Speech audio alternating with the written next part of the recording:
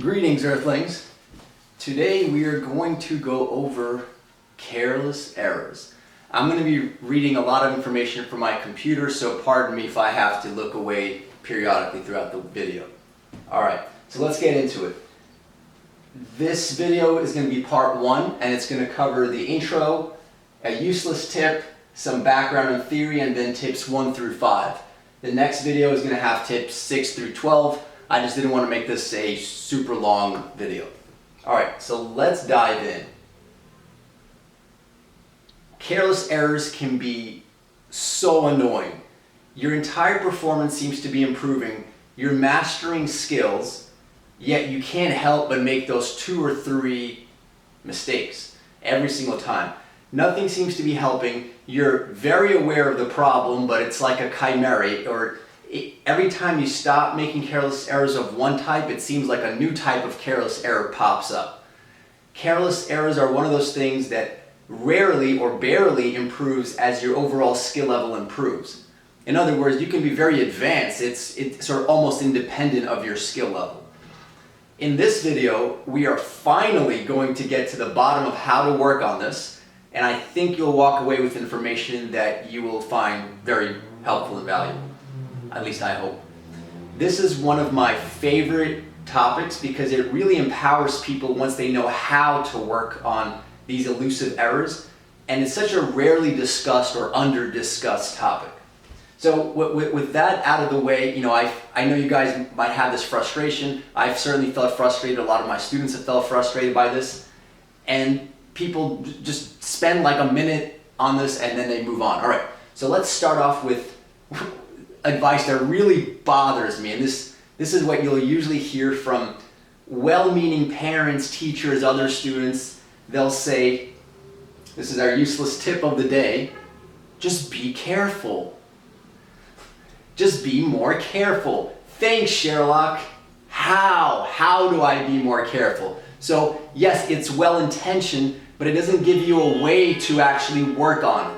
So, I want to just point that out. So, but even so, it can still help if you have a tendency to not to be super careless. Just knowing that you make a lot of careless errors. In other words, there is some value in that. It raises your awareness that you're making. But beyond that, like now that you know you have a problem, I found it to be really irksome. Okay, so now that we've gotten our traditional useless tip out of the way, let's get into some background and theory. Now, I'm going to present you guys with a little model of how I like to think about this. This is more for like the math nerds amongst you. Just know that you don't really need any of this to apply the tips, but that said, this will give us a little bit of a framework so you can see, oh, I see what tip 3 or 4 is doing because it's working on this aspect of the problem. So I kind of like this, but it's more for fun than anything else. So this is not super critical. So if you kind of get bogged down in some of the math or probability stuff, don't worry too much. But that said, it would be helpful to follow. All right, so here's how we're going to try to model it. I'm going to make up some numbers and then I'll discuss it. So let's say we have something like this.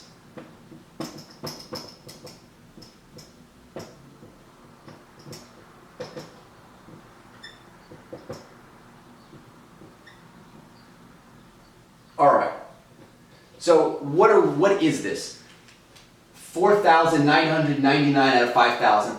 Let's say that is your human error rate. So we have 3 quantities. We have the human error rate, the number of steps, and the number of questions. So for example, let's say if I gave you 5,000 easy questions, like 2 plus 3, you would get 4,999 of them right. One of them, so like my claim and assumption is that all humans eventually make mistakes. If you give the easiest questions, 2 plus 3, eventually I will be so tired. Like if you give me 14 plus 3, I'm going to say 18 just by accident. So nobody's perfect, and in fact, like if you have nuclear reactors or something, that's why they have redundancies.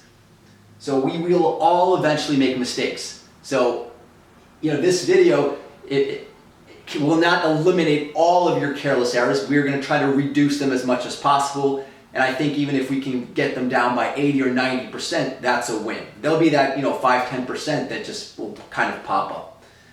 All right, so there's the human natural error rate. Now, is this the same for everybody? Absolutely not. Can you work on this? Absolutely. But that said, for a second, for a short stretch of time, think of this as kind of fixed. Like over the course of weeks and months, as you improve, you will change this number. So for example, like a beginner might have this be only 99 out of 100. So they only need to do 100 questions to get one mistake. Whereas a more advanced person might need to do 5,000 questions to get one mistake. But for a specific individual, for like you watching the video, tomorrow this number is going to be pretty similar for you as it was today. So we have this, and then we have the number of steps. So by the way, I will probably reference a little more kind of like the math stuff in this video, but anything we talk about will apply for English, math, any areas, not just academics. Anything, if you just want to make fewer mistakes in your line of work. So S will be the number of steps in a typical question. So let's say you're doing a math problem and the solution is 5 steps. I've indicated a 5. So let's say I have a solution that has 12 steps. My exponent here would be 12. If your solution has 5, you would have a 5. So the point being, the more steps there are, the more we're going to have to raise this percent accuracy to a higher power. So we don't want this to be very high, because the larger these numbers get, the smaller this is going to be. And in fact, if I just picked these numbers kind of out of a hat, but they give us about 95%. So in other words, let's say we have an exam with 50 questions and each problem is about 5 steps. And this is my natural human error rate. Then just by virtue, I hope that number is correct. If not, I made a mistake. But just by virtue of doing a lot of stuff, our slight error rate of that 1 out of 5,000 will accumulate. And lo and behold, out of 100 points, we may lose 5 points in our performance. So 5 out of 100, right, would be 2.5 out of 50. So in other words, we might get 2.5 questions wrong, or like 2 or 3 questions wrong, just by having this tiny error rate, just because we're doing so many steps over so many questions. So that's kind of the theoretical framework. Why are these exponents? Think of it like flipping a coin. The probability of getting a heads will be a half times a half times a half. So that's to be a half cubed.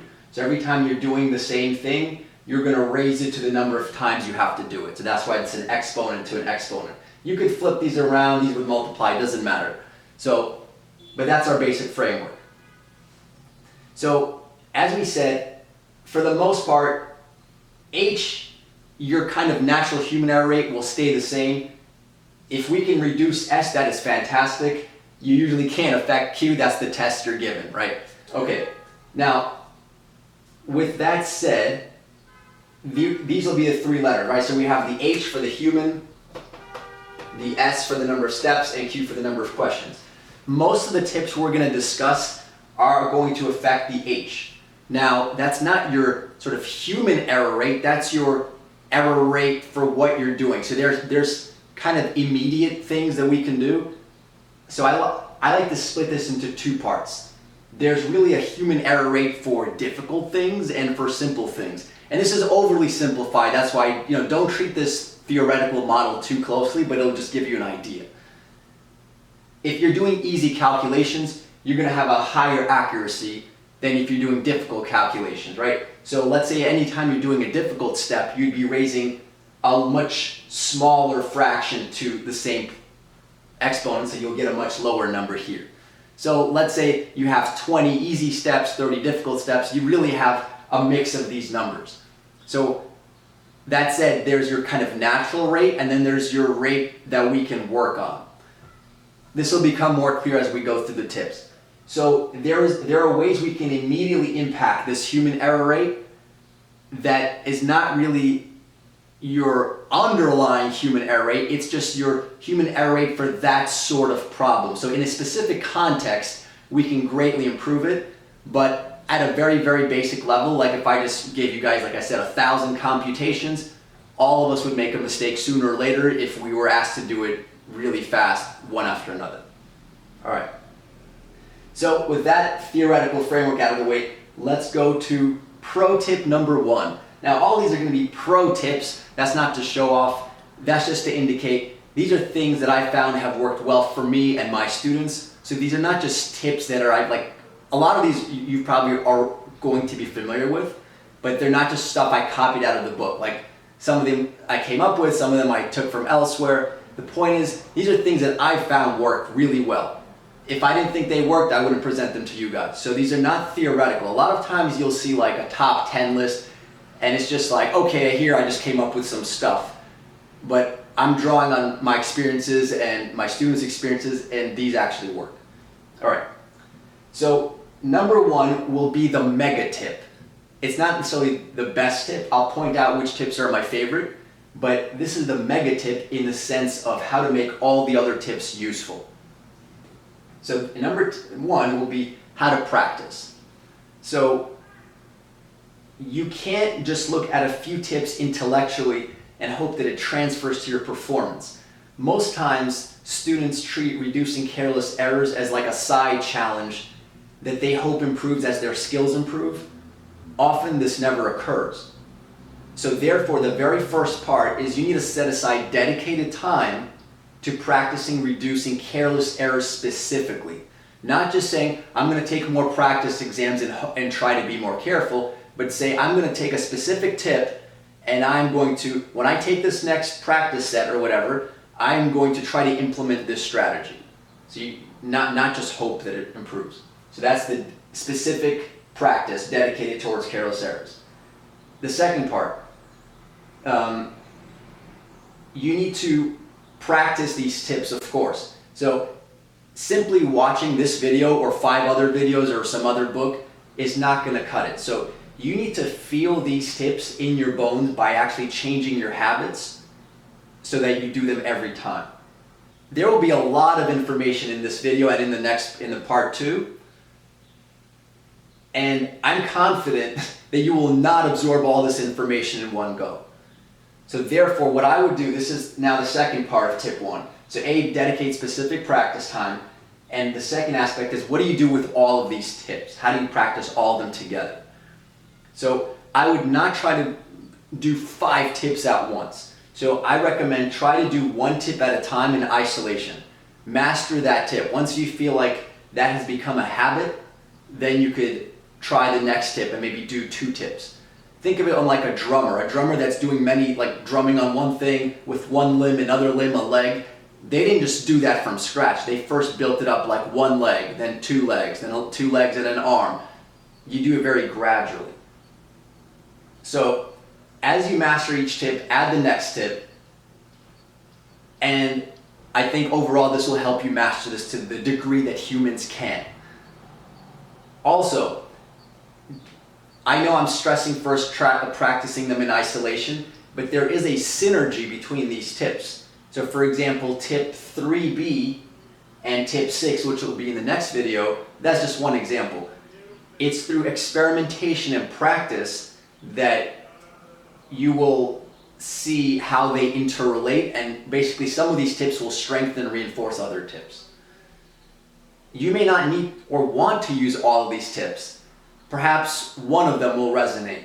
I'd say pay particular attention to those where you're doing the complete opposite, or just those that you're really excited to try. So again, tip 6 in the next video, that's kind of one of the ones I really like and that I've come up with that worked. But whatever gets you doing this, like I said, start somewhere, but don't feel like you're gonna master this at once. Do it little by little and you will see it starts to improve your performance. All right, so that's how to use this video, how to practice, that kind of stuff. All right, number 2. Worse solutions equals more errors. The opposite of that is elegant solutions equal fewer errors. I put this one up front because there are very few things that we can do with that equation. We can't change the number of questions on an exam. We will find many ways of addressing this human error rate within like specific context, but something that's fantastic, if you can change this S, that like even if you're much better off making that 5 into like a 4 than making this 9 into a 4998, for example. So this might give you a really big improvement. Now, how do you do that? You look for nice solutions. An ugly solution, and by the way, this is not just for math problems, this could be for how you approach reading comprehension, it could be anything. If your approach has, let's say, 7 steps, and my approach has 4 steps, and let's say we make about the same number of human errors, then if you're doing 7 steps, that's way more opportunities for you to mess up, right? So elegant solutions tend to not only have fewer calculations and nicer things going on, but there's also fewer steps, so you can kind of do it a little faster. So that said, this will decrease, it will affect your H as well, but it will decrease the number of steps in your solutions. So whenever possible, especially in your practice, try to find really nice ways of doing problems. That you may think that's just a content thing, but that can actually help decrease your careless errors. So let me say this. A lot of times students just think like, okay, I got all the questions right, so let me just work on the stuff I don't know. Well, the stuff you do know, you might not be doing it efficiently, so you still haven't gotten the biggest improvement, and you think, oh, these careless errors, they're just careless. No, they're not careless, they're tied to your lack of mastery of the content. So, I'll say that. All right. Now, so, and let me just add to this, right? So, you want to avoid doing excessive calculations by looking for simplifications, strategy shortcuts, that kind of stuff. And this will also interrelate to many of the later tips. All right, tip number 3. Now, the traditional advice is to double check your work. That's good advice, but we're going to make it more useful. We're going to check not just all of our work, because we're assuming your time is limited and you can't just spend hours and hours checking everything. If you can check everything, go for it. But let's say you have 5 minutes. You're like, what do I check in these 5 minutes? You want, or what do you check as you're going through the exam? You want to check particularly high error steps. So as we discussed with the human error rate, there are certain things, like if you give me 2 plus 3, I can do a lot more of those correct than if you give me 34 times 25. If you give me questions like that that are harder, it might only take me 5 or 10 questions till I make a mistake. But I could do hundreds of the addition questions before I make my first mistake.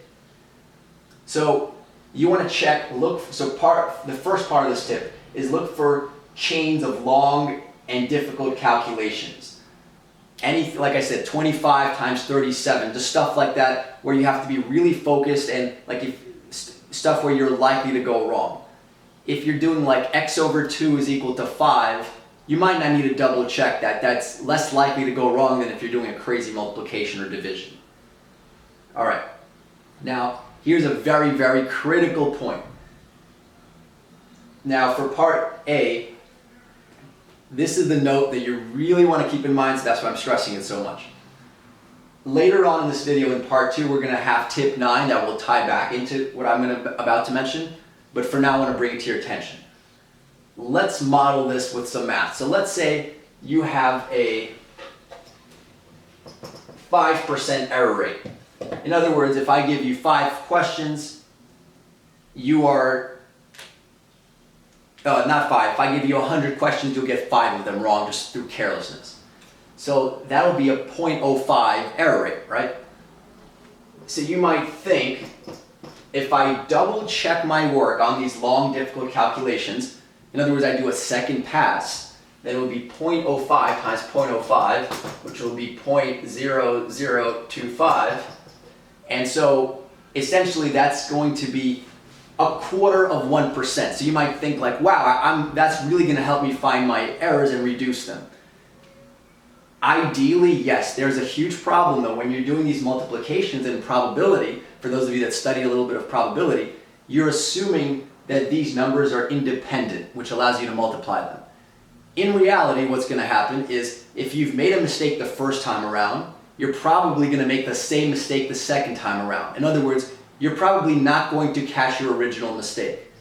That's what I call a deep error, right? So you have it went wrong on such a deep level that you like, let's say, a good example is, let's say you're reading something you wrote and you missed the word the in what you wrote, but verbally your mind just filled in the.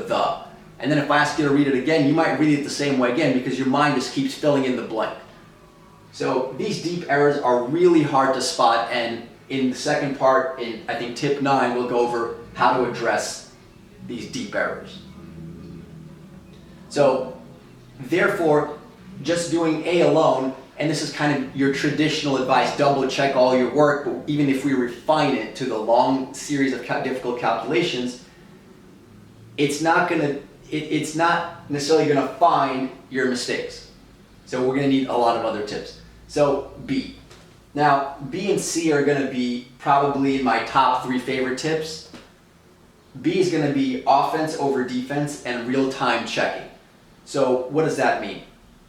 Instead of rushing through the whole exam and then finding the careless errors at the end, like a dedicated 5 minutes at the end to double check your work, for me, that's playing defense. You want to play offense. And what I mean by offense is you're working a little slower in the beginning and you're checking your work in real time. In other words, you did a calculation or two, you feel a little, you check and get pretty confident, okay, I'm on, that makes sense, then you move on. You don't just do a ton of stuff and then check that the whole thing works.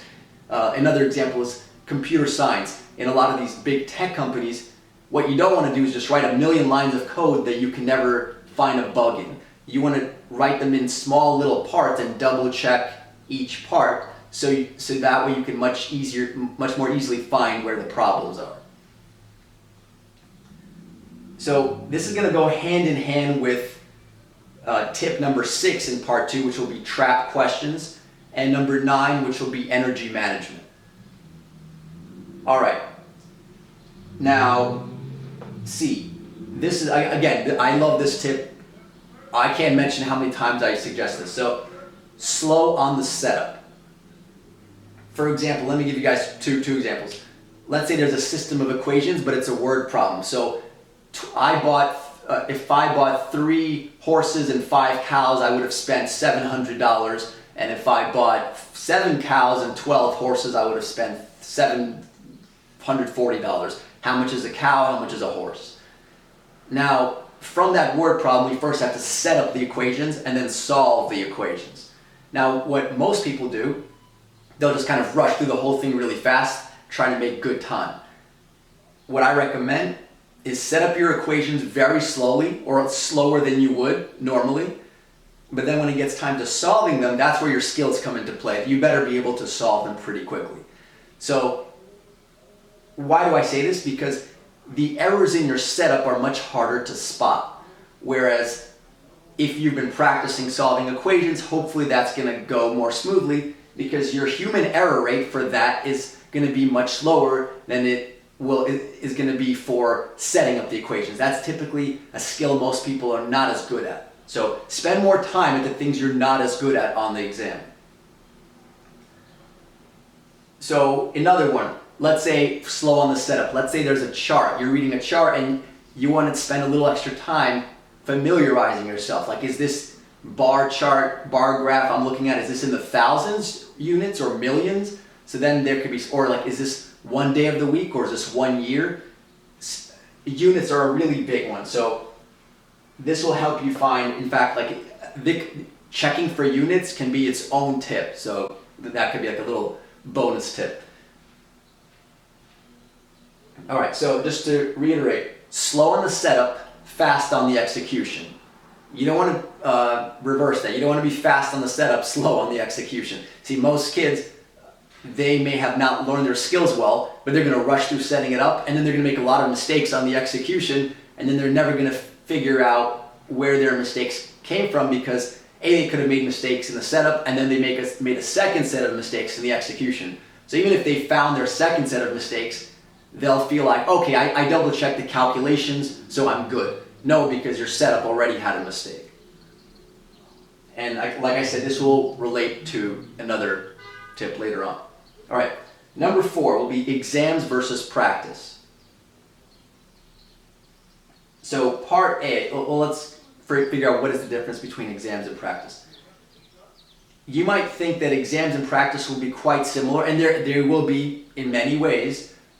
But if you've ever done any public speaking or played in any athletics or had to give a speech, perform a musical performance, anything, or taken a big exam, you'll know that when it's a big day, big event, your adrenaline starts pumping, you might get a little nervous, and more things might go wrong, right? So if you've been doing pretty well in practice and then suddenly on the day of the exam you do worse, that's to be expected.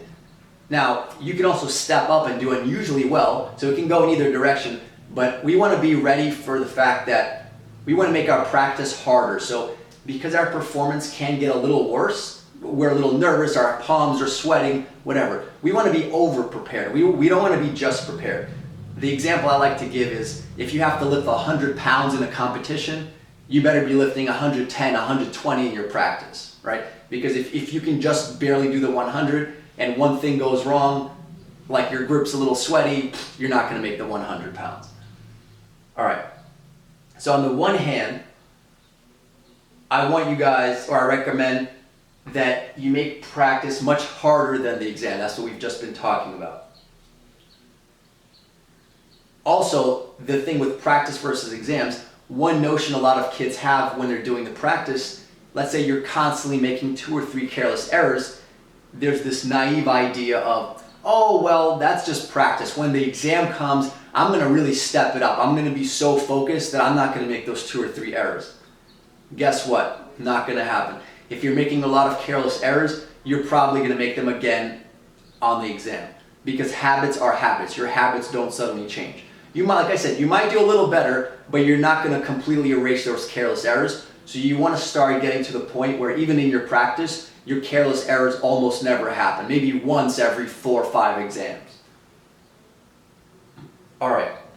So now I decided to tack on part B because when you just start, this is something that I've learned over time. If you're just practicing really difficult things, there's a really subtle thing that starts to happen, which is you may start disrespecting the easy questions. So let's say it's a math exam and the questions are getting harder. You might feel like, okay, I'm mentally ready for those last few questions and that's where the game's going to be at. But then you try to just like breeze through the first few questions and maybe a bit faster than you really should. So like the exam starts and you just want to start working super fast like a bat out of hell, and then what happens is when you're warming up for like any athletic event, you got to warm up, right? So if you just start really fast, that's when you can get injured. Or in our case, you might make a mistake on the very first question. In fact, you have no idea how many times I've gotten all the hard questions right, but I made a mistake in like one of the first 3 or 5 questions, just because I wasn't on top of my game. Had that easy question come at the end of the exam, I would have gotten it right. So respect the easy questions. Don't think of them as easy and hard questions. So in your practice questions, don't just always skip the easy questions. Make sure you're doing at least some of the easy questions so those careless errors aren't creeping in, and you develop that or sustain that respect that you should have for every single question of having to be that same level of focus as you have for the hard questions. And with the working quickly on the exam, that goes again together with the adrenaline, right? So when your adrenaline is pumping, just like let's say you have to give a public speech, you might have rehearsed it at one speed, but now you're so nervous, you're going to read your speech much faster. So same thing with the easy questions. You're going to work with them, you might just make mistakes. Okay. So let's get to number 5. Number 5 is, I don't like to give you my favorites. I'm just adding, like, indicating which tips I like just to give you guys a little bit more flavor.